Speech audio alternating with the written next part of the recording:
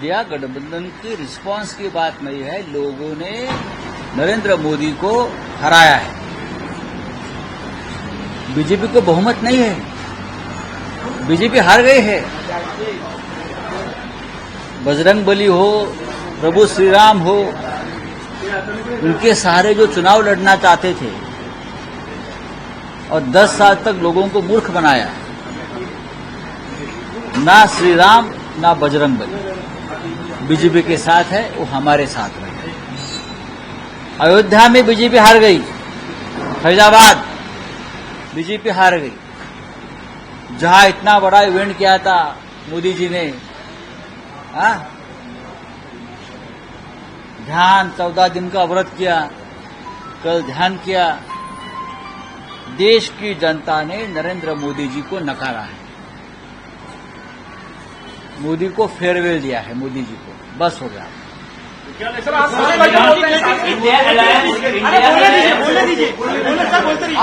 Bharatiya Janata party ने 2014 और 2019 में पूरा बहुमत प्राप्त किया था, अकेले पार्टी एनडीए वगैरह छोड़ दी। लेकिन 2024 में भारतीय जनता पार्टी को बहुमत नहीं मिला है।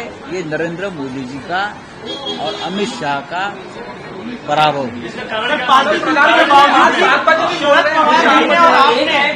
इंडिया अलायंस सत्ता स्थापनेचा दावा करणार आहे का? और मैं इतना ही कहूंगा, राहुल गांधी जी का नेतृत्व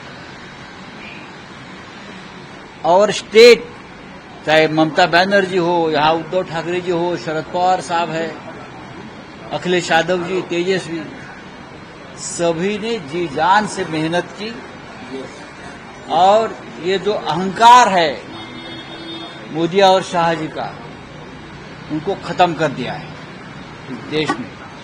आप भाग दौड़ चल रहे हैं, मैं सुन रहा था, हाथ पांव जोड़ रहे हैं, सबको हाथ पांव जोड़ रहे हैं, हमारे साथ आइए सरकार बनाएंगे।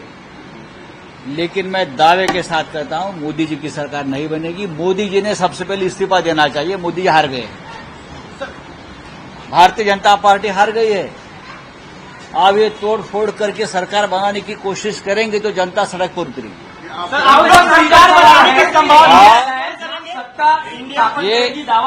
ये प्रधानमंत्री जो है, अपने आप को भगवान मानते थे, उनका नाक कट गया है। ये बिगर नाक के नरेंद्र मोदी आप घूमेंगे देश में, उनका नाक कट गया है पूरा। 400 पार, 350 पार, 300 पार। बीजेपी को 250 सीटें भी नहीं मिली है। मुंबई में, महाराष्ट्र में हमने मोदी जी को रोका है। मुंबई में आप आज शाम तक का पूरा नतीजे देखिए, हम 5 सीट जीतने जा रहे हैं मुंबई में।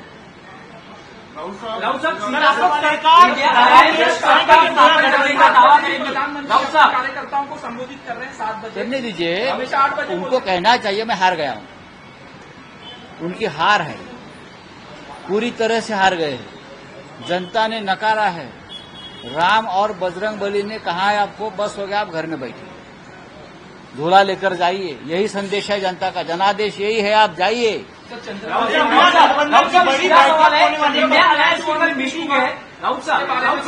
देखिए, मैं इतना ही कहूंगा, देश में परिवर्तन होने जा रहा है, पूरी तरह से सकारात्मक निर्णय होने जा रहा है। पॉजिटिवली हम देखते हैं इस निर्णय को। जो एग्जिट पोल हमको 100 सीट भी देने को तैयार नहीं थे, वो आज बोलने लगे सरकार बनेगी, राहुल जी बनेंगे, बोल रहे हैं ना। मोदी जी क्या करेंगे, सवाल उनके मन में है, सबके मन में, एग्जिट पोल वालों के। भारतीय जनता पार्टी की सीटें और कम होगी शाम तक, और बहुत जगह पर मतगणना चल रहा है, 240 से भी नीचे आएंगे। ये किसी के नहीं है, बीजेपी के लोग, ना मोदी जी ना शाह जी।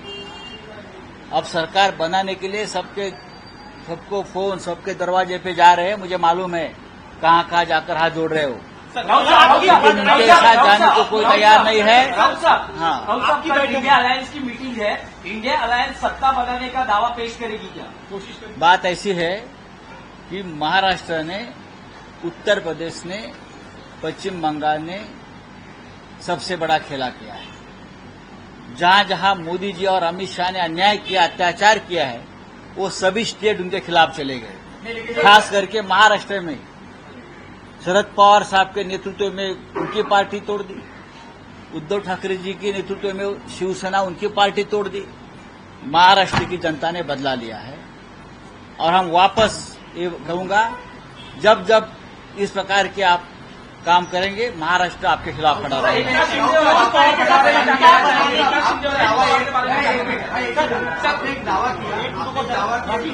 जगह जगह पर जाकर अब मोदी साहब जो है वो लोगों को फोन कर रहे हैं, साथ आने की बात कर रहे हैं। क्या इस तरह का फोन या आपके यहाँ भी कोई घंटी बजी? देखो, मैं आपको इन्फॉर्मेशन दे रहा हूं क्या चल रहा है देश में, दिल्ली से क्या चल रहा है। हाथ जोड़ने का कार्यक्रम चल रहा है, आपके पैर के भी हाथ लगाएंगे अभी आप। लेकिन नरेंद्र मोदी हार गए हैं, तो नरेंद्र मोदी जी ने अब चुप बैठना चाहिए। देश ने और देश की जनता ने उनको पूरी तरह से नकार दिया। तो क्या इंडिया अपने आप को भगवान मानने वाले एक नेता है, भगवान हार गए हैं, नकली भगवान हार गए हैं, और यहाँ की जो नकली संतान जिसने आपको कहा था उसने आपको हराया है। सर, कल की तुम्ही सांगितलं होतं की 24 तासामध्ये पंतप्रधान पदाचा चेहरा तुम्ही सांगाल, तर पंतप्रधानची पदाचा चेहरा बैठक होऊ द्या, 24 तास झाले, दिल्लीमध्ये बैठक तर होऊ द्या।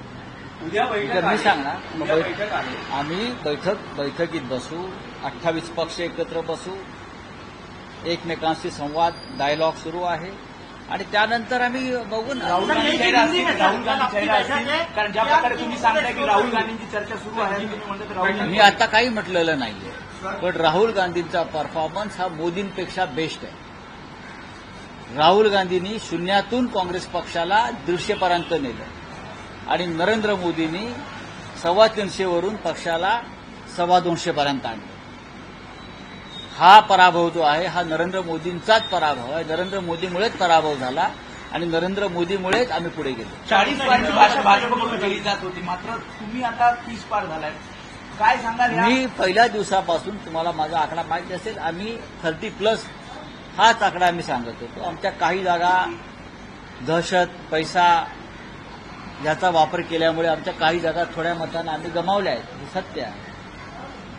भविष्यामध्ये जागा आम्ही परत मिळवू, 30पेक्षा जास्त जागा आम्ही जिंकू। 30 हा आमचा आकडा कायम होता आणि आम्ही तेवढ्या जागा जिंकलेल्या आहेत। नारायण राणे सिंधुदुर्गातून विजयी झालेले आहेत, तर मुख्यतः आधी माहिती पुढे येते आहे।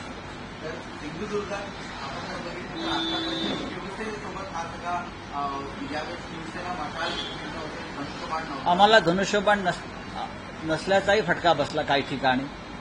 लोकांच्या मनामध्ये, विशेषतः ग्रामीण भागामध्ये, आदिवासी पाड्यांवर, गावपाड्यांवर धनुष्यबाण चिन्ह हेच पोचलेलं आहे। त्याच्यामुळे काही हजारांचा फटका प्रत्येक मतदारसंघात आम्हाला बसला, हे मान्य करावं लागेल। विशाल पाटील महाविकास आघाडी, शिंदे शिवसेनेचे 5 खासदार आहेत निवडून आलेले, विशेषतः कल्याण डोंबिवली असेल आणि ठाण्यात असेल, लाखाच्या वर मताधिक्य घेतलेले येऊ द्या, केंद्रामध्ये सरकार जेव्हा बनेल आमचं, तेव्हा पाहू ना।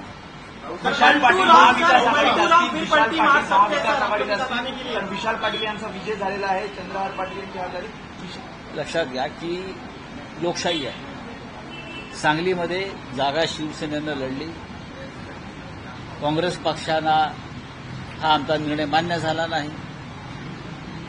काँग्रेस पक्षातल्या स्थानिक नेतृत्वानं ज्या पद्धतीनं आम्हाला साथ द्यायला पाहिजे होती ती दिली नाही, हे सत्य आहे। तरीही विशाल पाटील यांचा विजय झाला असेल तर लोकशाहीमध्ये असे जे कौल असतात ते मान्य केले पाहिजे।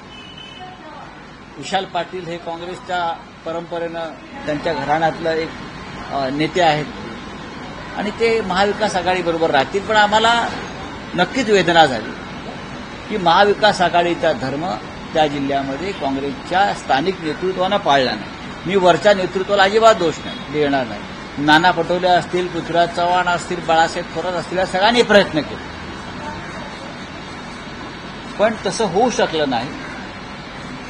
ठीक आहे, हा लोकांचा कौल आहे, आम्ही स्वीकारू। सांगलीमध्ये शिवसेनेचं काम चालू आहे। सरकार बनाने की संभावनाएं जो है उसे एक्सप्लोर किया जाए, क्योंकि आपके पास नंबर जो छोटे दल है वो शायद पलटी बदलने में माहिर है, तो क्या पता वो फिर संभावनाएं दिखकर आ बात पार्टी की नहीं है, बात तानाशाही को रोकने की है। आज अपने आपको जो एनडीए के समर्थक मानते हैं, वो भी ये चाहता है कि तानाशाही अब देश में नहीं चलेगी।